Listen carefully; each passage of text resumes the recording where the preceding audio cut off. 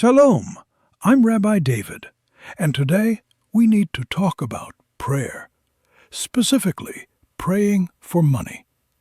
I'm going to say something that might shock you, that might even offend you, but it is one of the deepest truths in Kabbalah and the secret to unlocking true abundance.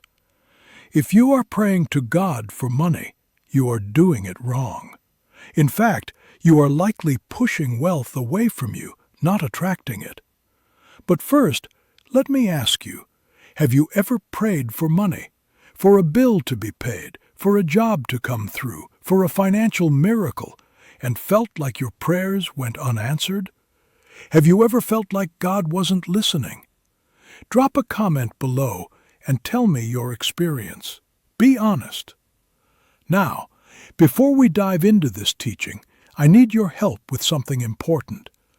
We're on a mission to reach 50,000 subscribers, and every single subscriber matters. Why? Because the more people who discover these ancient money secrets, the more lives we can transform. The more families that break free from poverty thinking. The more generational wealth that gets built.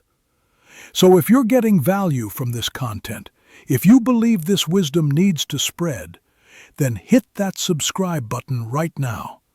Turn on notifications so you never miss a teaching that could change your financial future.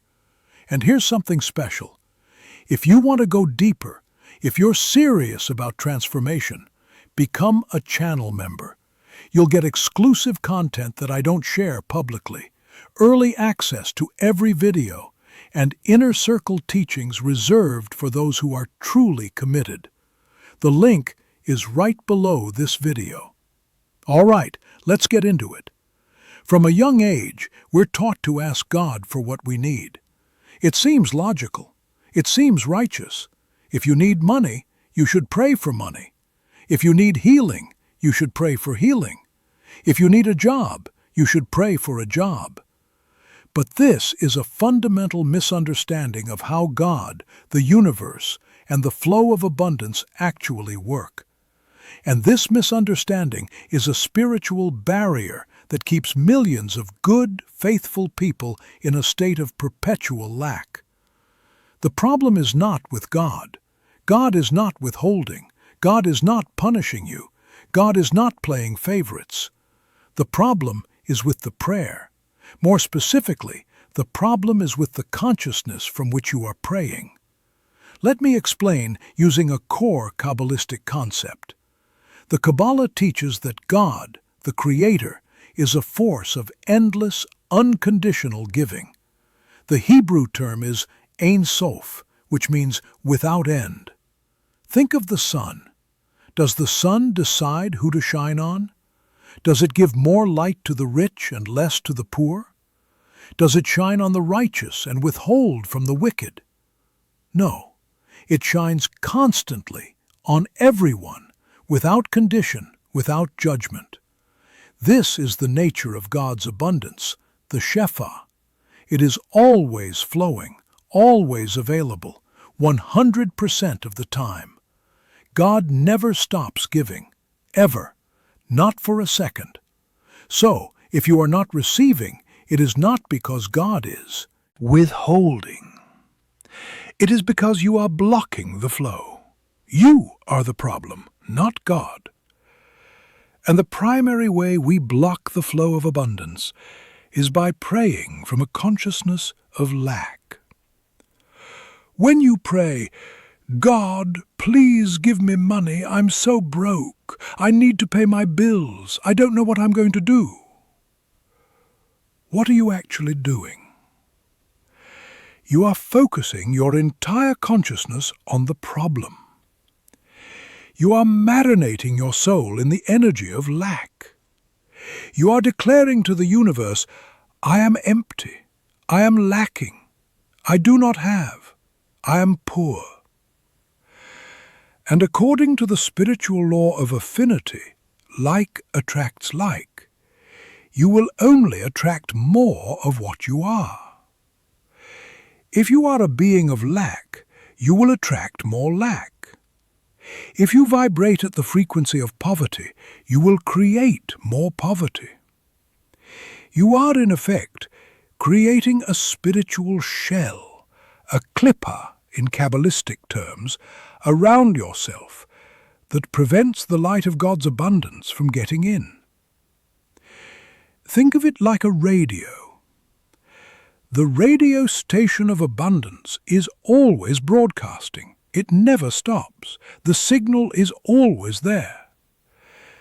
But if your receiver is tuned to the frequency of scarcity FM, you will never hear the music of abundance.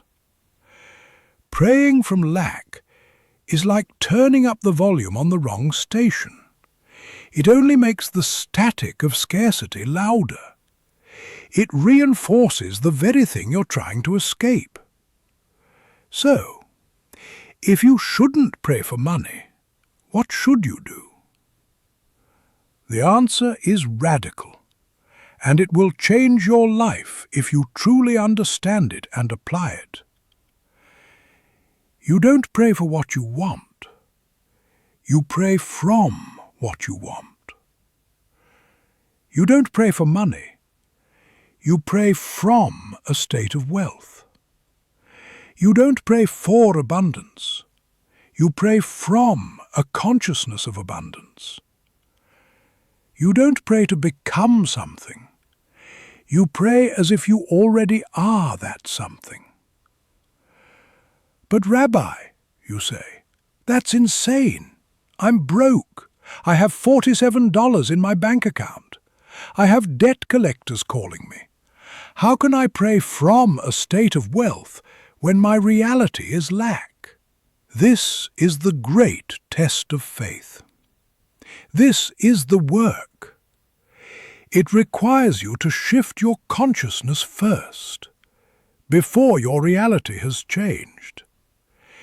It requires you to align with the truth of God's infinite abundance, not the illusion of your temporary circumstances. It requires you to see with spiritual eyes, not physical eyes.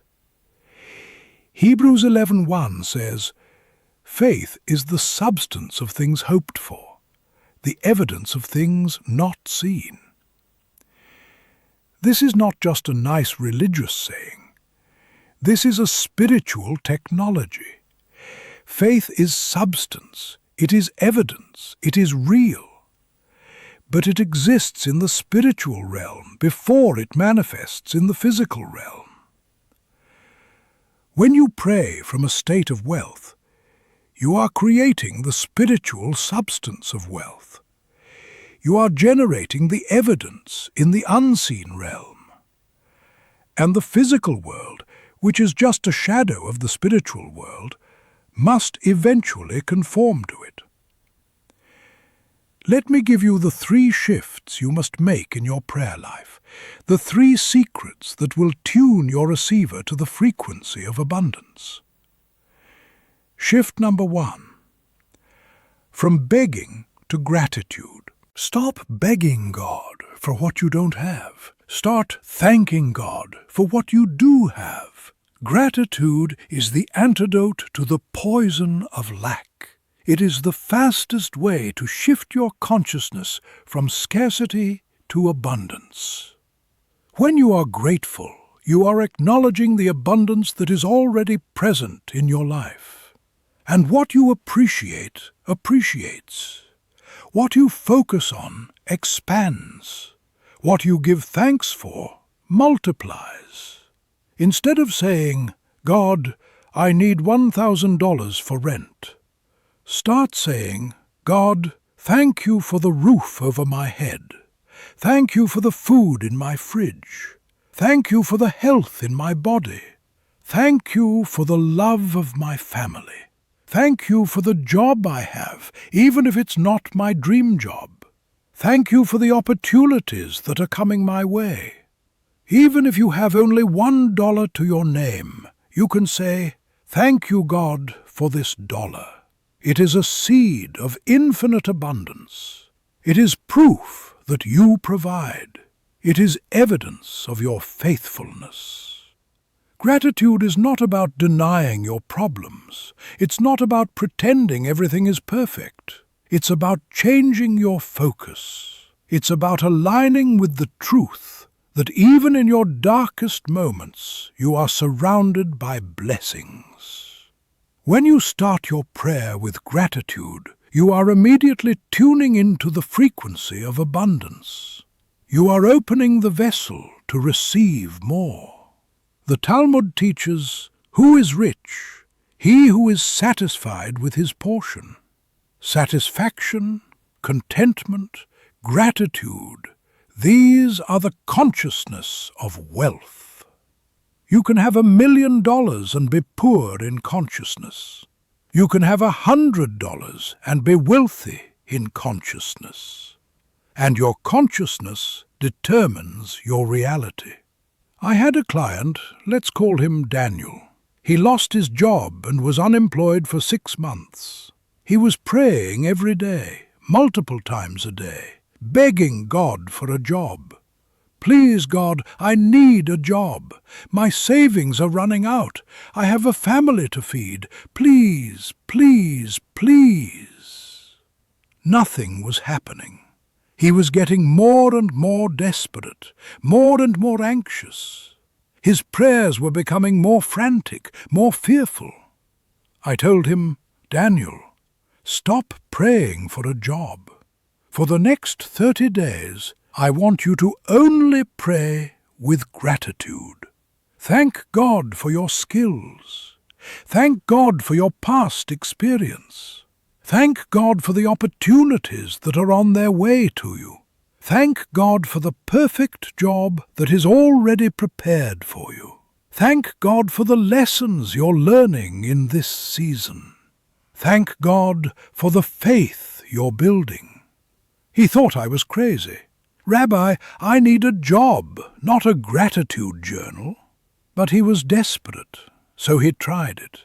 He told me the first week was incredibly difficult. He felt like a liar. He felt like he was pretending.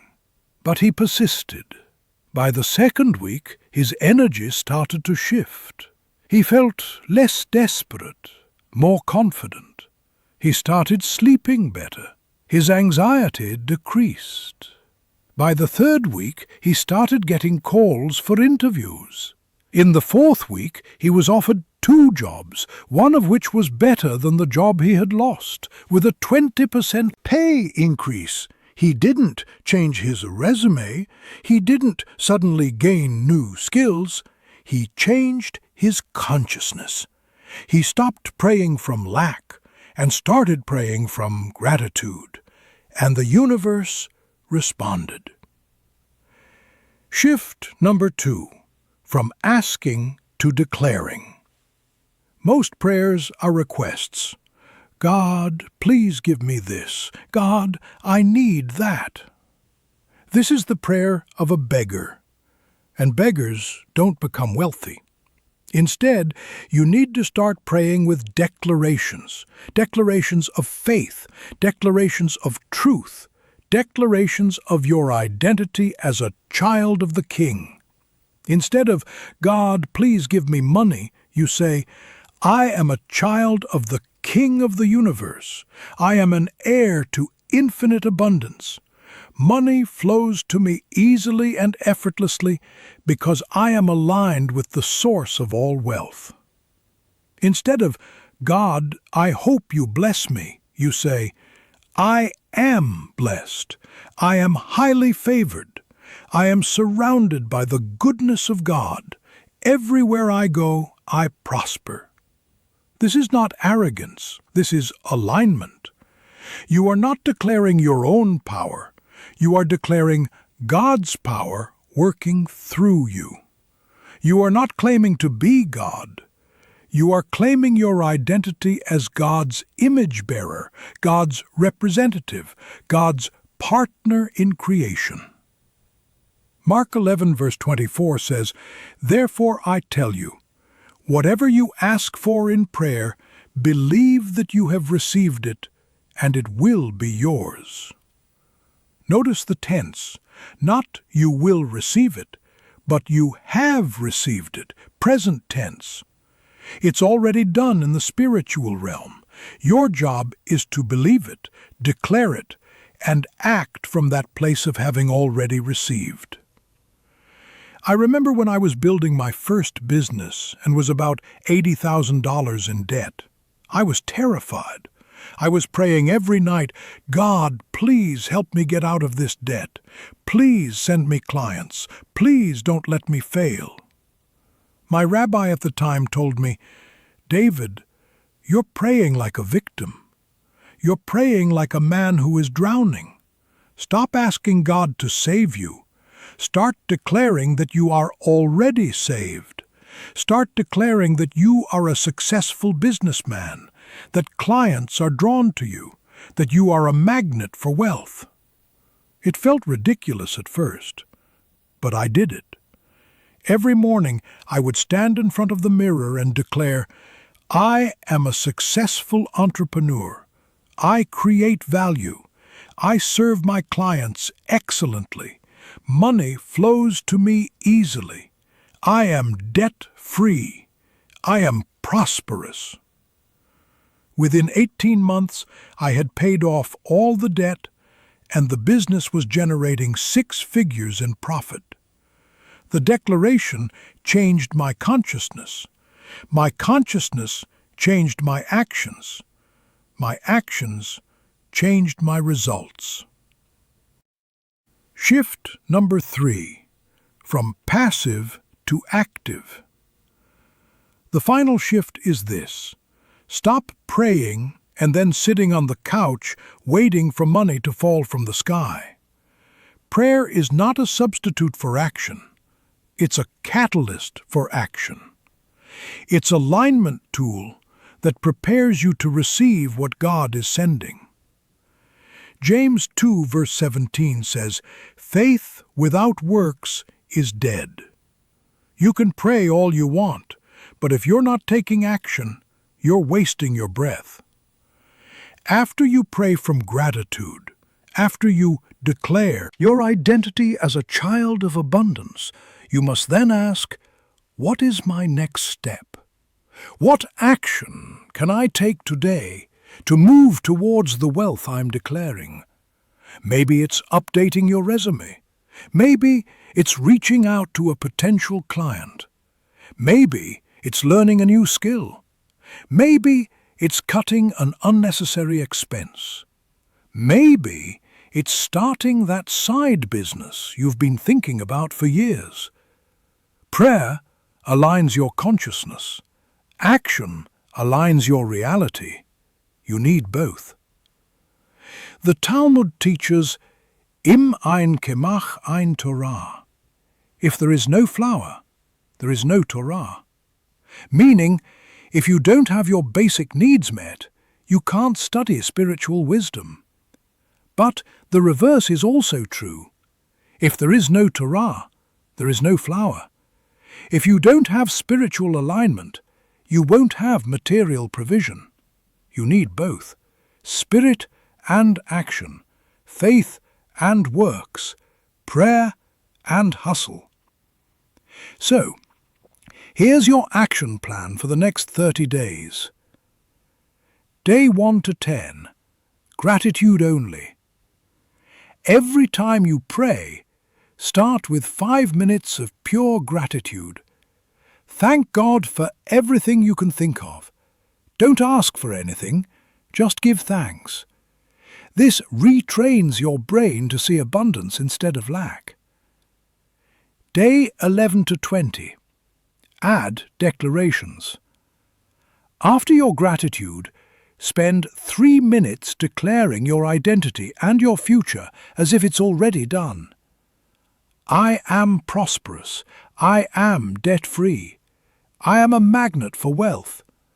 Money flows to me easily. Day 21 to 30. Add action. After gratitude and declarations, ask God, what is my next step? Then listen. And when you get the answer, take action immediately. Don't hesitate. Don't second guess. Move. By the end of 30 days, your consciousness will have shifted. And when your consciousness shifts, your reality must follow. This is the secret to praying for money. You don't pray for it, you pray from it. You align your consciousness with the truth of God's infinite abundance. And then you act from that place of alignment. God is not withholding, you are. Remove the blockage, shift your consciousness, and watch the floodgates of heaven open. In the comments below, write, "I am abundant," to declare your new consciousness. And tell me, what's one thing you're grateful for right now? And if this teaching has transformed your understanding of prayer and wealth, subscribe to this channel. Next week, I'm going to share the dream God gave me that made me a millionaire. It's a story you won't want to miss. Shalom, and until next time. Barrett. Fallout, let me share one more profound Kabbalistic secret that will blow your mind. It's called the principle of ratzo v'shov, running and returning. It's found in the vision of Ezekiel, where the angels are described as running and returning like the appearance of lightning. This principle teaches that spiritual energy moves in two directions: outward, ratzo, running, and inward, shov, returning. You give and you receive.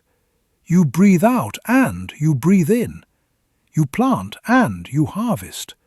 It's a cycle, a rhythm, a dance. Most people only do half of the cycle. They only want to receive. They only want to breathe in. They only want to harvest. But you can't breathe in forever. Eventually you suffocate.